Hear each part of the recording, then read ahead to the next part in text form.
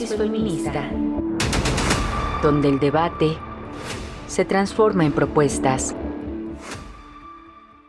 Hola, ¿qué tal? Bienvenidas a una nueva emisión de Análisis Feminista. Mi nombre es Irenia Celestina Ortega, a nombre de Lucía Lagunes Huerta, titular de este espacio. El día de hoy hablaremos sobre el indulto concedido a San Juana Maldonado Amaya, quien estuvo presa 15 años por un delito que no cometió. Para hablar del tema nos acompaña Celia García Valdivieso, abogada de la organización civil Perteneces, Alejandra Ibarra, coordinadora del área de justicia penal, y San Juana Maldonado Amaya. Por otra parte, platicaremos sobre el diagnóstico participativo hacia una política para la protección integral de las defensoras y periodistas en el estado de Guanajuato, que destaca un panorama preocupante de amenazas, estigmatización y criminalización que enfrentan diariamente estas mujeres en dicho estado. En esta ocasión nos acompañan Verónica Espinosa Villegas, periodista en Guanajuato, y Viviana Mendoza, vocera de la colectiva Hasta Encontrarte. Las invito a acompañarnos. En un acto sin precedentes, el 20 de junio pasado, San Juana Maldonado Amaya fue liberada del penal femenil del Xolol, en la Huasteca Potosina, tras recibir un indulto por gracia otorgado de manera unánime por el Congreso del Estado.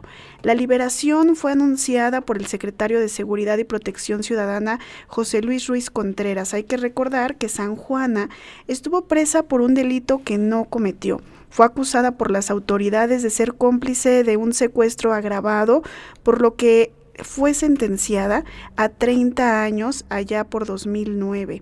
Esta medida fue celebrada, el indulto fue celebrado por diversas organizaciones, entre ellas Perteneces, que es una organización que fue acompañando a San Juana a lo largo de este caso.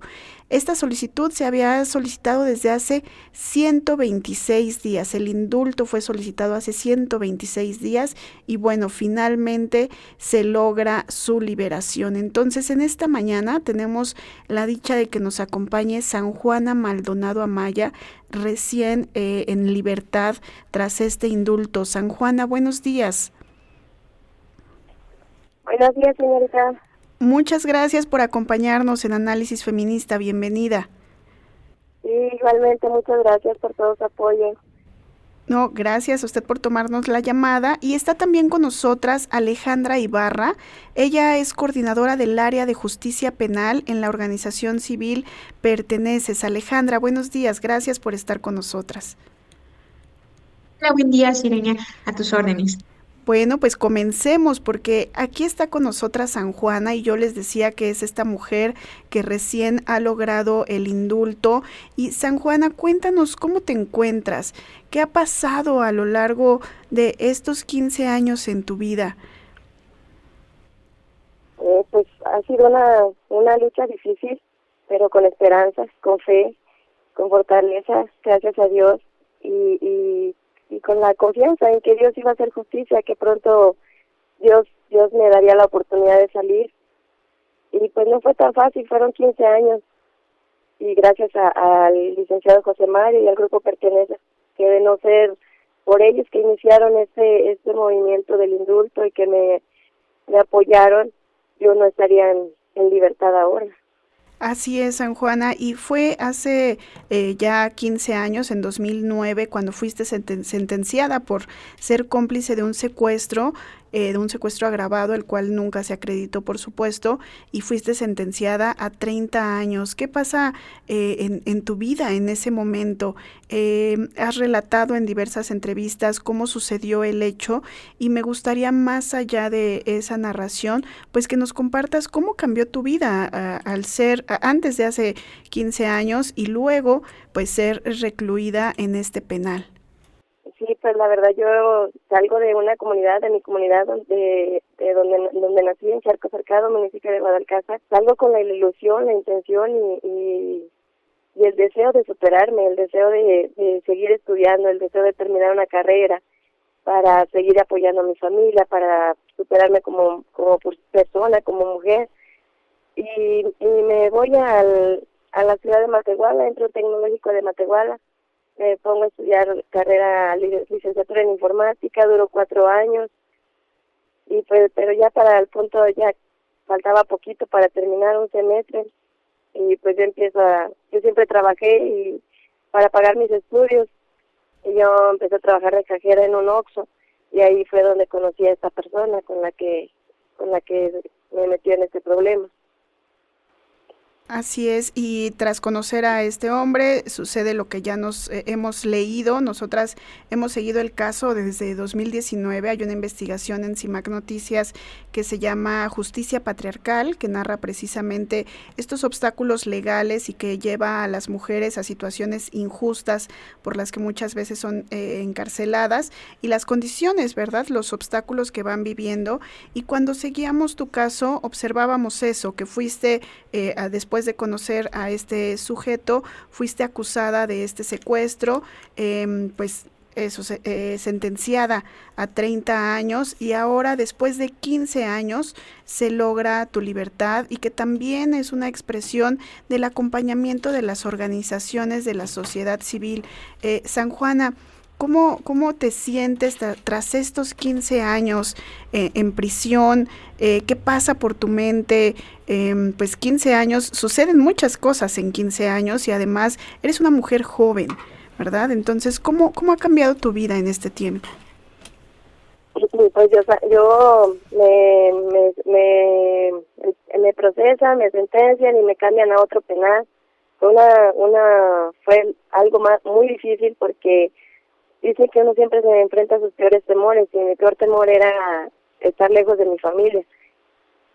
Y pues duré 15 años lejos de mi familia, pero a pesar de todo eso yo dije, bueno, estoy aquí, y los jefes me decían que ya no tenía esperanza, que mi sentencia se cumplía hasta el 2039 porque ya todos los recursos se habían agotado. Y yo dije, ay Dios mío, ¿ahora qué voy a hacer con tanto tiempo de sentencia? Tengo que buscar la manera de salir adelante aún desde aquí adentro.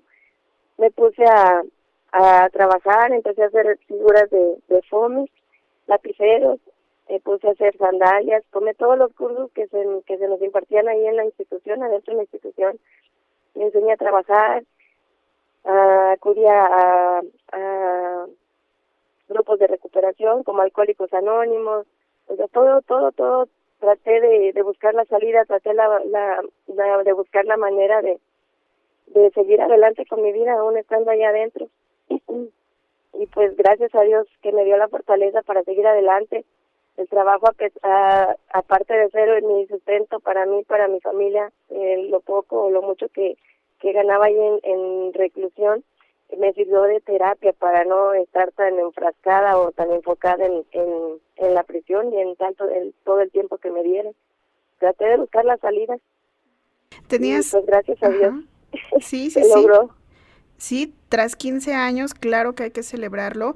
Tú tenías 21 años cuando fuiste sentenciada, y hoy, después de 15 años, tienes 36 años. En este momento de la vida, que empiezas la adultez, por supuesto, pues el proyecto de vida ya va agarrando su curso. Tú dices, trabajaba. ¿Qué planes tenías en ese momento?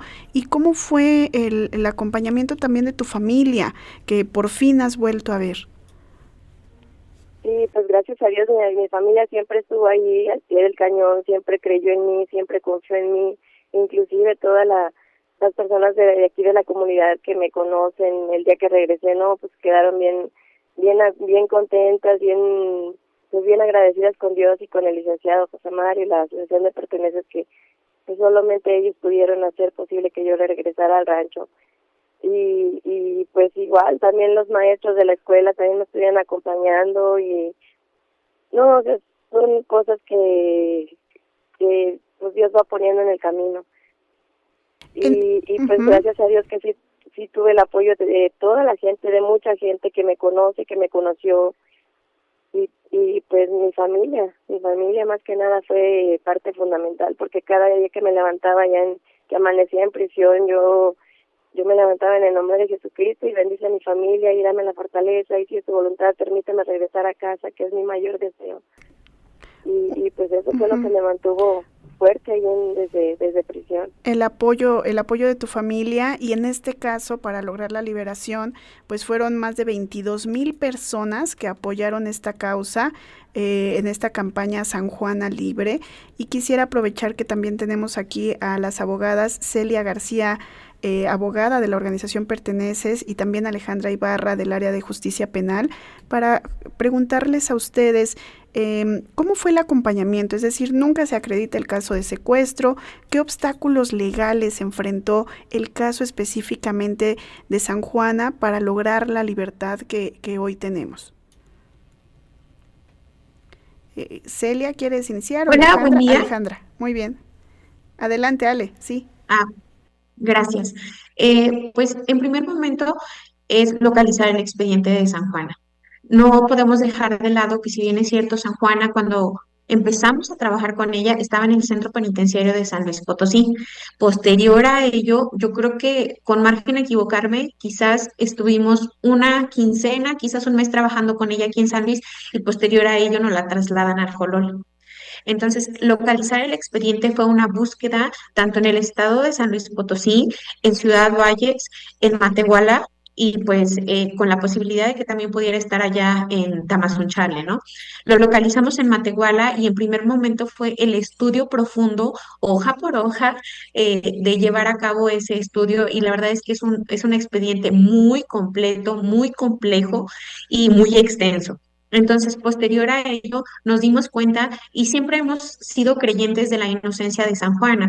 Nuestra postura como abogados y abogadas de Perteneces y de acuerdo a la lectura y análisis de ese expediente, obra en ese expediente que San Juana solo estaba parada afuera de la tienda donde se hizo el retiro, con un papelito donde dice San Juana. Ni siquiera estamos hablando de su nombre completo. ¿Y por qué quiero hacer énfasis en esto? Porque debería de ser un indicio que nos dé certeza jurídica. No es lo mismo que tú me llames Alejandra a que me llames Alejandra Ibarra Nájera, que es mi nombre completo, y otro papelito con unos números, sin decir absolutamente nada, ¿ok? Entonces, eso es lo único que obra en el expediente referente de la participación de San Juana. Si nos vamos a una teoría del delito, pues pareciera que los elementos son insuficientes. Lo fueron. Entonces, Uh-huh. Sí, sí, sí. claro, entonces, Lo fueron. y también, Ahí, perdónale que te interrumpa, pero me llama la atención que dices, es un expediente muy completo y complejo. ¿Cuántos casos tenemos donde no hay expedientes completos? Y en este caso particular, que es un caso donde ella es inocente, se tiene pues sí, este cuidado por tener un expediente completo. claro, justo a lo que me refiero de que es complejo, porque pareciera que trataban bueno, más bien se aportaron pruebas que desde una cuestión muy personal y desde la asociación civil defendemos la inocencia de San Juana porque no son elementos objetivos, no son claros para demostrar una participación plena, ¿ok? Muy por el contrario, son elementos que nos arrojan hacia una inocencia.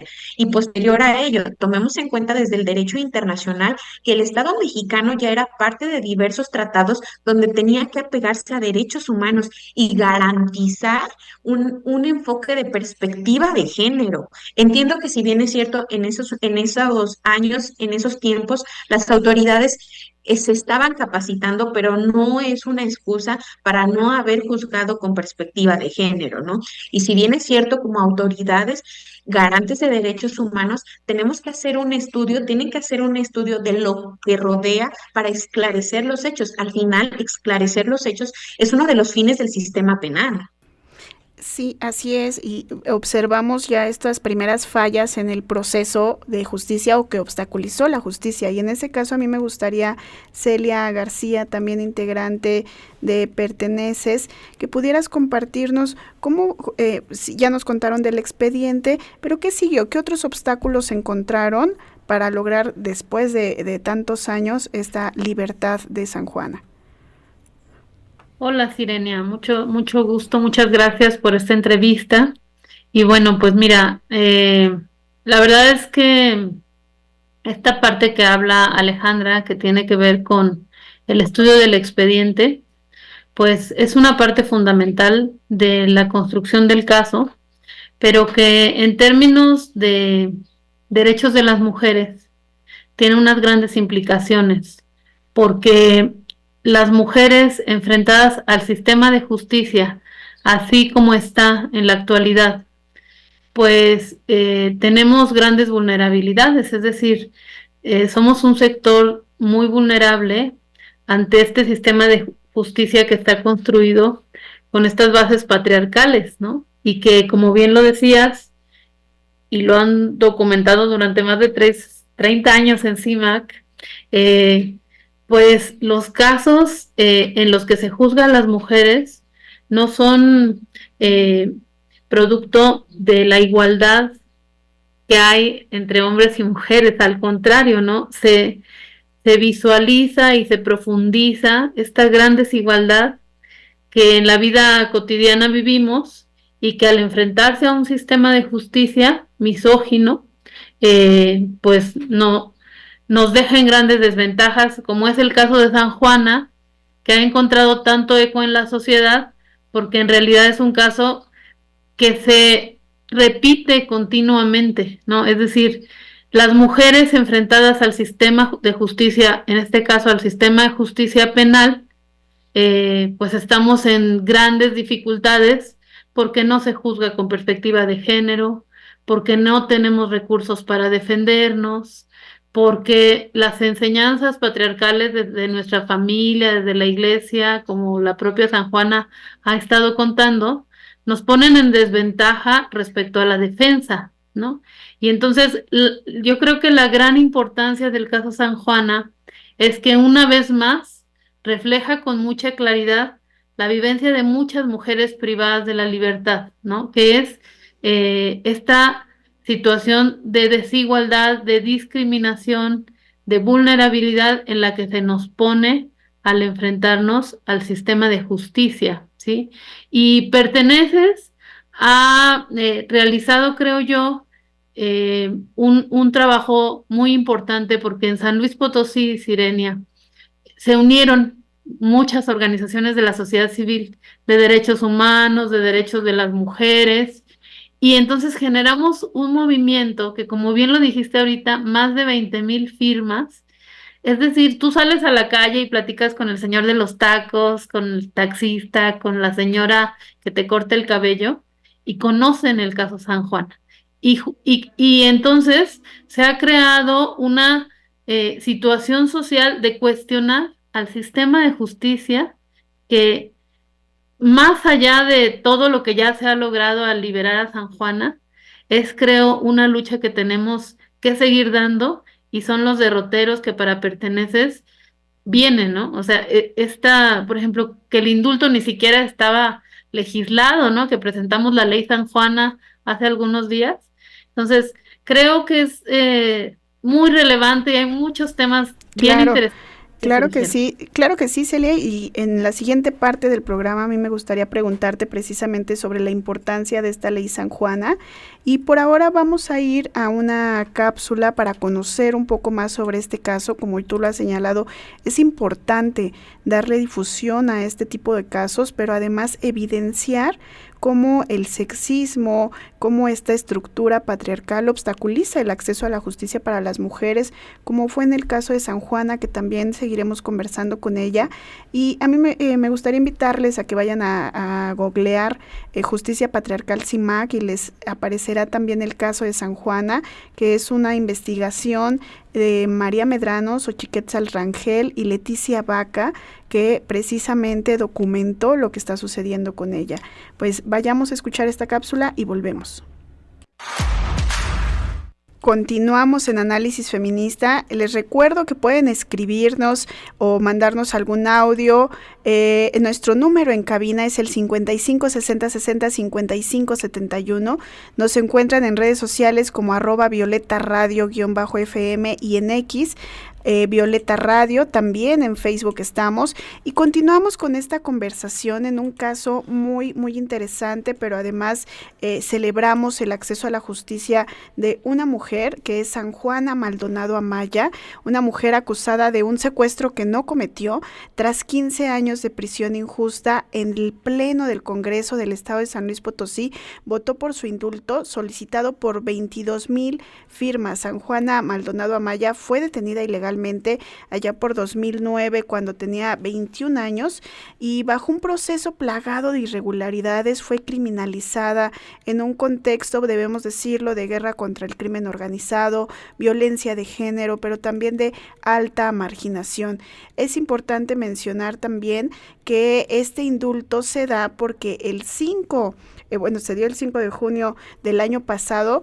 San Juana Maldonado entregó una carta a integrantes de Perteneces AC en el penal de Jolol, dirigida a los legisladores para solicitar este indulto.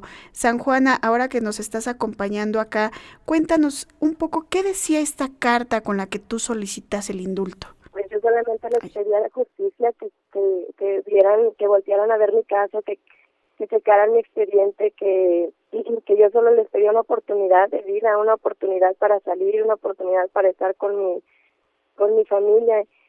Les pedía solamente esa oportunidad de seguir demostrándoles que soy inocente, pero en libertad, porque aún allá dentro del penal yo les demostré que a pesar que estuve por algo que no cometí, yo siempre obedecí a las autoridades, siempre hice caso, nunca tuve problemas, siempre trabajé. O sea, yo les pedía la oportunidad que me dieran de regresar con mi familia, de poder crecer a mis hijos, de hacer una vida normal, como cualquier otra persona en libertad. Y pues gracias a Dios sí escucharon mi voz, sí hicieron caso a lo que yo les pedía, ¿verdad? Porque yo solamente les pedía que me hicieran justicia, que me ayudaran porque realmente somos de escasos recursos, no tuvimos para un licenciado, un abogado le pedía a mi papá 250,000, nosotros de dónde íbamos a sacar tanto dinero para que pudiera ayudarme a salir. Oye, San Juana, finalmente esta carta fue escuchada y con el apoyo de las organizaciones, de los medios de comunicación, también hay que decirlo, para dar a conocer este caso, logras el indulto, logras la libertad tras 15 años. Cuéntame un poco y cuéntale a nuestra audiencia cómo fueron estos 15 años, qué otros casos encontraste. ¿Hay otras mujeres como tú encarceladas injustamente? Claro que sí, tanto aquí en San Luis como yo estoy segura que en todos los penales de la República hay gente inocente, hay personas que no tienen acceso a la justicia por no tener dinero para que los puedan ayudar. Y sí, yo conozco muchos casos y al igual se quedan muchas compañeras allá que traen una sentencia de 30, 40, 50 años, 80 años por el delito de secuestro y pues las etiquetan nomás por estar por ese delito, aunque no haya pruebas, con el simple hecho de llegar por ese delito, ya casi es que te vas a quedar, ya es casi seguro que te vas a quedar, porque por secuestro casi nadie sale, a nadie le da la oportunidad, y inclusive te digo, aunque no haya pruebas, así está el sistema penal. Así está el sistema penal como tú lo has señalado, San Juana, y me gustaría también preguntarte en qué condiciones estuviste viviendo estos 15 años, en qué condiciones viven las mujeres en este penal. Las condiciones en las que viven ahí, pues más que nada es el alejamiento de la familia, es lo que más pesa. El castigo yo creo que más fuerte que puede uno cumplir ahí es estar lejos de la familia, lejos se supone que es un centro de reinserción social, pero si estamos lejos de nuestra familia, lejos de tener un trabajo digno, lejos de tener una alimentación digna, entonces no se cumple que sea un centro de reinserción, porque por ejemplo las compañeras que se quedan hasta Jolol, sus familiares casi todos están acá en la capital de San Luis, necesitan mínimo 3,000 pesos para ir a visitarlas hasta allá, y pues es muy difícil allá hasta Jolol casi no hay visita, todas están abandonadas, están lejos de su familia, y pues las autoridades no ven eso, no ven no ven que somos seres humanos, no ven que también tienen derecho a la libertad, también tienen derecho a una segunda oportunidad. Pero desgraciadamente a las autoridades al parecer no les interesa a las personas que están ahí, aunque sean inocentes, sea lo que sea, no les interesan. Pero además tienen derecho a que se investigue y, por supuesto, a que no sean castigadas por un delito que no han cometido. En este sentido, a mí me gustaría preguntarle a las abogadas que tenemos acá, por un lado, pues este indulto, por supuesto, lo celebramos en el caso de San Juana y ¿veremos más indultos? ¿Será que solo de esta manera lograremos que las mujeres que no son culpables logren salir de prisión? ¿O es necesario cambiar el sistema penal, verdad? Revisarlo, revisar el proceso de justicia. Cuéntenme un poco de eso. Y Celia, por supuesto, están promoviendo ahora una ley San Juana. ¿A qué responde precisamente esta ley? Si quieres, empezamos contigo, Ale. Claro, nosotros como asociación civil estamos plenamente comprometidos con el papel que desempeñamos en el sistema de justicia y por ello uno de nuestros objetivos es brindar una defensa técnica y adecuada tal y como lo establece la ley. Y para ello, en primer momento lo que hacemos es estudiar el caso de cada una de las personas que se encuentran privados de su libertad. Posterior a ello, bueno, más bien va de la mano una escucha. Efectiva con la persona que lleva ese proceso para posterior a ello plantear diversas estrategias de defensa. Una vez que estamos en esa comunicación de plantear esas diversas estrategias defensivas, llegamos a la resolución si vamos a trabajar, cuántas vamos a trabajar y cuál va a ser la primera con los pro y en contra que tenemos en cada uno de los casos. Porque no podríamos decir que todos los casos son iguales, eso sería totalmente un error, ¿no? Y los desafíos son totalmente diferentes en cada uno de ellos, independientemente de que estemos hablando de mujeres o de un mismo ilícito como lo viene siendo el secuestro. Por ello, la importancia de estudiar el expediente y todo lo que le acompaña para poder después generar una defensa, una estrategia de defensa. Y reitero, eso es de acuerdo a lo que nosotros vemos. También estamos abiertos a que estas personas no estén de acuerdo con nuestra línea de defensa y pues no pasa nada, ¿no? Creemos que contribuimos al sistema con esas asesorías, con esas defensas y en su momento con obtener las libertades de personas que se encuentran en prisión.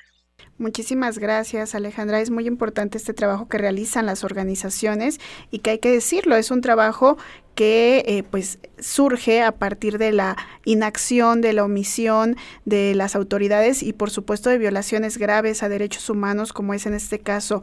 Celia García, cuéntanos, ¿de dónde surge entonces? ¿Qué es lo que pretende atender esta ley San Juana? ¿Qué reformas está promoviendo?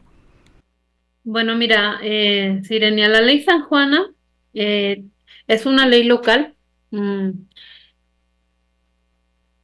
Mucho se le ha relacionado con las reformas recientes a nivel federal, pero en realidad lo que sucede es que en San Luis Potosí el indulto solamente está previsto en un artículo de la Constitución. Entonces, esto significa que tendría que estar regulado en pues leyes reglamentarias que el Congreso debió de haber promulgado desde que se tenía esta posibilidad de la figura jurídica del indulto. Al no existir la figura jurídica del indulto, pues se queda en las facultades del Congreso del Estado, pero entonces el Congreso no tiene plazos, no tiene requisitos, no tiene procedimiento claro de cómo tramitar un indulto. Entonces presentan las mujeres privadas de libertad o los hombres privados de libertad las solicitudes de indulto y pues el Congreso las puede guardar, como decimos nosotros, ahí en la congeladora un rato, ¿no? En lo que el tema se convierte en una moneda de cambio, en algo que a ellos les convenga, y si no les conviene nunca, pues nunca lo dictaminan, porque no hay ninguna sanción ni nada previsto en una ley reglamentaria. Entonces, lo primero que estamos haciendo en la ley San Juana es definir qué es el indulto, ¿no? Los tipos de indulto que existen, las autoridades que tienen que ver con este tema del indulto, porque por ejemplo en el indulto de San Juana había ocurrencias de legisladores, ¿no? Que nunca faltan, sobre todo los más patriarcales, que decían, oigan, ¿y qué tal si hacemos una convocatoria a todas las víctimas y que opinen, ¿no? Vamos a citar a la fiscalía a ver ellos qué dicen, o sea, sin entender la figura del indulto. Y bueno, también, entonces ahí definimos claramente qué es el indulto, quién presenta la solicitud. Nuestra propuesta es que máximo en 3 meses un indulto esté resuelto. El procedimiento, claro, de presentar un escrito con pruebas, qué clase de pruebas se pueden aportar, eh, que no se está invadiendo la esfera del Poder Judicial, que es otro tema, ¿verdad? Pero fíjate, por ejemplo, ahorita que estabas platicando y que decías, que si será necesario cambiar el sistema. Yo creo que este trabajo que hacen en el área de justicia penal y muchas otras organizaciones en el estudio de los expedientes, pues es trascendental para una persona, ¿no? Como lo fue para el caso de San Juan.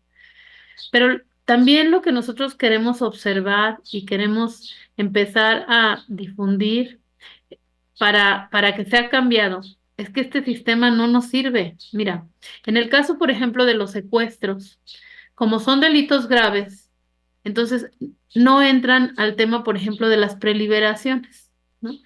Es decir, una mujer, en este caso estamos hablando de un tema de una mujer que fue acusada de secuestro, no puede solicitar ser preliberada al momento de cumplimentar la mitad de su pena, como en cualquier otro delito. ¿Por qué? Porque es un delito grave el secuestro, sí. Pero ¿qué pasa en el caso como el de San Juana, en donde, aunque la están acusando de un delito grave, no hay pruebas de que ella ni siquiera haya estado inmiscuida en el delito y ya se le está quitando el beneficio de poder pedir la preliberación? Se hace perdón que te interrumpa, Celia, pero se hace súper necesaria esta ley claramente ante las condiciones que están enfrentando estas víctimas que fueron acusadas como agresoras de un delito, pero que finalmente nos encontramos frente a este sistema patriarcal y tú lo decías, ¿no? Ocurrencias de algunos legisladores que parten de una mirada sexista donde las mujeres carecemos de estos derechos y por supuesto el caso de Perteneces es muy importante porque acompaña a muchas otras víctimas, pero no quisiera terminar esta entrevista porque se nos está acabando el tiempo sin volverle a dar voz a San Juana, que está aquí con nosotras y celebrando su libertad. San Juana, ¿qué fue lo que más extrañabas y qué hiciste al salir de prisión? ¿Qué sigue para ti, San Juana? Sí, pues la verdad, estoy bien contenta, bien agradecida con Dios y con todas las personas que me apoyaron a hacer posible para hacer posible este sueño, ¿verdad? Que siempre, nunca perdí la fe, nunca perdí la esperanza. Y pues gracias a Dios, no fue tan rápido, pasaron 15 años, pero le doy gracias a Dios que estoy aquí con mi familia, que son mi fuerza para seguir adelante, son mi motivo. Y la verdad yo sí me gustaría seguir preparándome, porque realmente a veces lo que a uno lo mantiene en prisión o de una justicia digna es la falta de conocimiento. Y la verdad sí me gustaría prepararme para ayudar a más personas, a más mujeres, y eso en ese aspecto. Y otra, pues también echarle ganas con mi familia, sacar adelante a mis 2 hijos, a mi madre, a toda mi familia, la verdad. Y estoy bien agradecida con Dios por esa bendición que me da de poder tener una vida normal como cualquier otra persona, que su lucha es diaria de seguir adelante, de trabajar, de superarse. Perdimos la comunicación con San Juana, pero nos estaba diciendo precisamente las ganas de continuar con su proyecto de vida. Ella estaba estudiando al interior del penal, entiendo que seguirá con una carrera de derecho, por ahí he leído, y bueno, pues celebramos muchísimo y le agradecemos que nos acompañara esta mañana en Análisis Feminista, y por supuesto le agradecemos a nuestras 2 invitadas expertas, a Celia García Valdivieso, abogada de la organización Perteneces, que nos ha explicado precisamente esta ley San Juana. Muchas gracias, Celia, por acompañarnos. Y también está con nosotras Alejandra Ibarra. Gracias, Alejandra, coordinadora del área de justicia penal, por acompañarnos esta mañana. Muchas gracias a ambas. Gracias a ti, Sirenia, por esta oportunidad y ojalá luego tengamos oportunidad de hacer un foro feminista de análisis de estas sentencias que ya vi, la liga que nos compartiste de justicia de CIMAC. Está muy interesante. Entonces creo que hay mucho que hacer por ahí. Gracias. Hay mucho que hacer y por supuesto que necesitamos más abogadas feministas como ustedes. Muchísimas gracias. Pues vamos ahora a este corte musical y regresamos en breve para nuestra siguiente entrevista en este análisis feminista. Continuamos en Análisis Feminista. Les recuerdo el número en cabina, nos interesa escuchar su opinión, por supuesto. Es el 55 60 60 55 71 y búsquenos también en redes sociales. Estamos muy atentas a sus comentarios. Y en esta última parte del programa de hoy vamos a conversar con dos mujeres que nos van a narrar precisamente cómo se vive la defensa de derechos humanos en una de las entidades más peligrosas de nuestro país, que es el estado de Guanajuato. Y esto porque el pasado 19 de junio en CIMAC, desde CIMAC presentamos el diagnóstico participativo sobre la política de protección integral de las defensoras y periodistas del estado de Guanajuato. En la presentación, por supuesto, estuvieron defensoras, periodistas, buscadoras, que me parece muy importante remarcarlo. Estuvo una representación del Mecanismo de Protección Federal a Personas Defensoras de Derechos Humanos y Periodistas, también una representación de la Oficina del Alto Comisionado de las Naciones Unidas, y el diagnóstico da cuenta de la importancia de generar medidas de protección y una política integral de protección para estas mujeres, dado que el 80% de las situaciones de riesgo atendidas por el Consejo Estatal de Protección entre 2021 y 2022 han sido contra mujeres precisamente. Este diagnóstico nos revela el contexto en el que se ejerce esta labor, pero sobre todo, que esa es la parte también muy relevante, es que se construye a partir de las experiencias de buscadoras, defensoras y periodistas. Y nos acompañan precisamente una buscadora. Ella es Viviana Mendoza, es vocera de la colectiva Hasta Encontrarte. Hola Viviana, gracias por acompañarnos. ¿Cómo estás? ¿Me escuchas bien ahí, verdad? ¿Está apagado tu micrófono? Si nos ayudas con tu micrófono, por favor. Ahí estás. Ahora sí. Bienvenida, muy Viviana. bien, muchas gracias por la invitación. Gracias a ti por estar con nosotras. Y está también Verónica Espinosa Villegas, ella es periodista allá en Guanajuato. Vero, buenos días. Hola, ¿qué tal? Buenos días. Muchas gracias por la invitación, Sire. Gracias a ustedes por acompañarnos y quisiera iniciar contigo, Viviana, porque algo que refiere este diagnóstico participativo es precisamente las condiciones en las que se realizan las búsquedas. Y me gustaría preguntarte a ti como buscadora, ¿qué es lo que está sucediendo en el estado de Guanajuato? Porque hablamos de búsquedas en riesgo, pero también hablamos de una omisión del Estado que las lleva a realizar esta labor. Híjole, me gustaría yo creo comenzar por esto último que decías. Yo creo que a veces cuando desaparecen a alguien en el estado de Guanajuato, se encuentra la persona desaparecida y nosotros, las mujeres que salimos a buscarlos, en medio de algo que ha sembrado durante mucho tiempo las autoridades en nuestro país. Y es hacernos culpables de lo que ellos ponen en las calles todos los días, que es la impunidad, que es la violencia, que es el clasismo, el racismo, la desigualdad, las oportunidades de estudiar. Y ser mujer defendiendo la dignidad de una persona desaparecida es difícil. A eso hay que sumarle el contexto de que tenemos que salir a buscar fosas clandestinas, a ocupar espacios, a manifestarnos. Hay un contraste muy grande en la colectiva, desde las que salen todos los días a buscar fosas clandestinas que se encuentran en riesgo, con amenazas directas, ya con algunos atentados en búsqueda en campo, las que están en el tema legislativo, las que están en el tema de memoria. ¿Y qué implica todo esto? Yo creo que habría que abordar el tema de la seguridad desde muchos puntos de vista, desde el tema emocional, que salir, sobrevivir, vivir, existir con un hijo, un hermano desaparecido es sumamente complicado, y tenerte que levantar a exigir a unas autoridades sordas y después tener que decidir salir a hacer el trabajo que las instituciones en nuestro país no hacen, y a eso sumarle que por hacer el trabajo que las instituciones no hacen, en Guanajuato van más de 6 mujeres buscadoras asesinadas. Ese es el ambiente que se vive.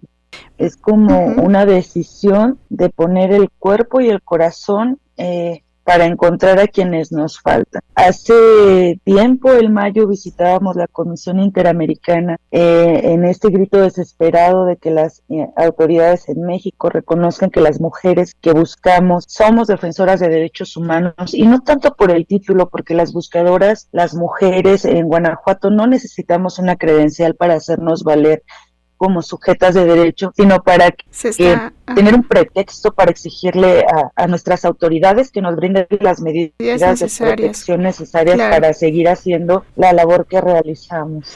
Mientras tanto, decirle a nuestra audiencia que algo que señalamos en el diagnóstico es precisamente estas condiciones de riesgo, es decir, las buscadoras son víctimas indirectas, decíamos, de la desaparición, pero son víctimas directas porque en la labor de búsqueda también viven amenazas, diferentes riesgos y bueno, esta indolencia algunas veces de las autoridades que son las que tendrían que estarles garantizando encontrar a estas personas desaparecidas.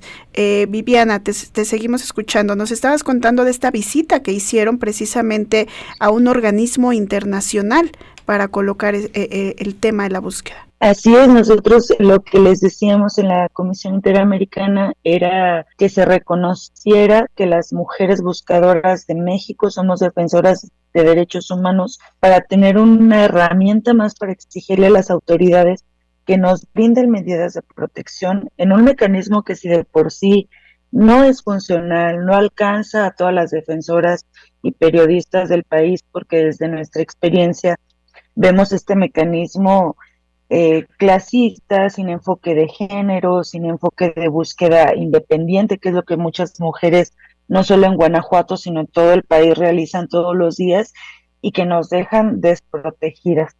Entonces, el ambiente es de inseguridad, de un nulo acompañamiento psicoemocional, de un nulo acompañamiento en salud, de un nulo acompañamiento en seguridad, y qué difícil es hablar de seguridad de mujeres que buscamos en un país que está militarizado, donde se vive tanta impunidad.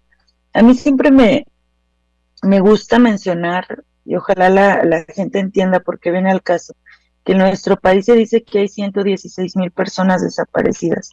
Si ustedes se meten a la página de Transparencia de la Información, en el país son menos de 40 sentencias por desaparición forzada. Ese es el grado de impunidad que vivimos y el que nos obliga a nosotras a salir a las calles, aún sabiendo que podemos ser víctimas de feminicidio o de homicidio por hacer la tarea que las autoridades no realizan. Muchas gracias por esta anotación, Viviana, porque precisamente la impunidad pues es una invitación a la repetición de los casos y no la garantía, ¿verdad?, de que no se concreten las amenazas. Y Verónica Espinosa, algo que también señalamos en este diagnóstico es que la condición de las periodistas lamentablemente no es distinta. Tenemos casos incluso donde las autoridades públicamente agreden a las periodistas en el ejercicio de su labor, y esto pues nos lleva también a detenernos sobre estas condiciones en las que se ejerce la labor periodística en el Estado. Vero, cuéntanos cómo le están viviendo allá y por qué se hace necesario precisamente un diagnóstico como este, que hay que decirlo, es el primer diagnóstico que suma las voces de buscadoras, defensoras y periodistas. Sí, gracias, Irene. Bueno, comenzaré diciendo que desde el 2017 un grupo de periodistas, con apoyo de algunas personas defensoras, algunos académicos, impulsamos la promulgación de una ley de protección de personas defensoras y periodistas en Guanajuato. Y bueno, decir que la impulsamos justamente porque nosotros estábamos viendo cómo estaban incrementándose las condiciones de riesgo para para la actividad periodística, particularmente a partir de esos años, 2016, 2017, porque se estaba viendo ya una presencia pues cotidiana y de un fuerte impacto en toda la convivencia social de los grupos del crimen organizado. Digo, que haya un grupo que se identifique, que sea identificado como un cártel local, que tenga un liderazgo criminal, que haya sido como un desafío para las autoridades, pues no es algo que haya surgido en todos los estados del país, ¿no? Sabemos que no ha sido así. Y Guanajuato pues lo ha tenido con este grupo criminal de Santa Rosa de Lima, y eso obviamente pues son ingredientes, es uno de varios ingredientes que nos hizo a nosotros considerar la necesidad de impulsar algún tipo de política pública, primero a través de una legislación, para que el gobierno del estado y los municipios asumieran con una seriedad debida pues la revisión de las condiciones y las medidas de prevención y de protección y de sanción. La otra circunstancia ha sido que no ha menguado, en realidad, ha sido el actuar de servidores, de funcionarios que en diversos grados pues han incurrido en agresiones, porque no solamente es trabajar sin el reconocimiento de la importancia de la tarea periodística, ¿no? El valor del periodismo como garante del derecho a la información, de la vida democrática, pues de la divulgación, no solamente de información, sino también de conocimiento, y no solamente es esa falta de reconocimiento, sino por el contrario, una actitud de muchas veces de desprecio, de hostigamiento, de acoso, e incluso pues de llegar a las agresiones físicas. Las hemos tenido en Guanajuato en varios casos con compañeras y compañeros periodistas, y han sido pues en su mayoría de funcionarios, principalmente del nivel municipal, presidentes municipales, pero también de algunas corporaciones de policía, es decir, también de mandos y de elementos de policía. Esto particularmente en la cobertura periodística y en la cobertura de algunas manifestaciones, ¿no? Y han ocurrido en varios municipios. O sea, te hablaré de Celaya, de León, de Irapuato, y recientemente, pues el más reciente, pues en San Miguel de Allende, y con un alcalde que además ya tiene un antecedente, ¿no? Que ya tiene una trayectoria, que ha sido un reiterado agresor de periodistas, Mauricio Trejo Pureco, alcalde de San Miguel de Allende y alcalde reelecto de San Miguel de Allende. Por supuesto, pues eso nos coloca también como en otra alerta, ¿no? De cómo llegar a manejar este tipo de situaciones, sobre todo cuando son ya agresores reiterados, que no es el único, pero sí es, digamos, el más visible y el que tiene más situaciones así. Y bueno, hablamos de todo esto en un estado que es un estado que el año pasado tuvo el mayor número de asesinatos de mujeres. Ahí, es un estado. Ajá, es claro, perdón, Vero, que te interrumpa, se nos está acabando el tiempo, pero esto que nos dejas es muy claro, es decir, se suma un contexto violento a la respuesta que han tenido las autoridades, quienes además, de acuerdo con los diferentes diagnósticos, son los principales agresores de buscadoras, de defensoras, de periodistas, y se nos va acabando el tiempo, pero por supuesto que les invitamos a consultar este diagnóstico. Está en cimac.org.mx, donde hay un apartado muy interesante que deja ver las recomendaciones que hicieron ustedes, buscadoras, defensoras, periodistas, donde las autoridades deben dejar de ser los principales agresores, deben dejar de ser agresores de esta labor, pero también el reconocimiento como un primer paso para lograr la prevención de la violencia y, por supuesto, hace recomendaciones en materia de atención, de investigación y, por supuesto, de la reparación, de la garantía de no repetición de la violencia contra buscadoras, contra periodistas y defensoras de derechos humanos en el estado de Guanajuato. Muchísimas gracias a nuestras invitadas en este día. Nos despedimos ya de este análisis feminista, se nos ha acabado, ojalá tuviésemos más tiempo para seguir conversando con ellas. En la producción de este programa estuvo Lucero Zamora, Saraí Nicanor en la asistencia de producción, Marlene Galván realizó las cápsulas que escuchamos, el guión y la selección musical. Mi nombre es Sirenia Celestino Ortega, a nombre de Lucía Lagunes, titular de este espacio. Nos escuchamos el próximo miércoles a las 11 de la mañana en una emisión más de Análisis Feminista. Gracias por escucharnos. Eso fue todo en este episodio de Análisis Feminista. Las invito a compartirnos sus comentarios en nuestras redes sociales. Recuerden que pueden escuchar el resto de nuestros episodios en Spotify y SoundCloud. Análisis Feminista, donde el debate se transforma en propuestas.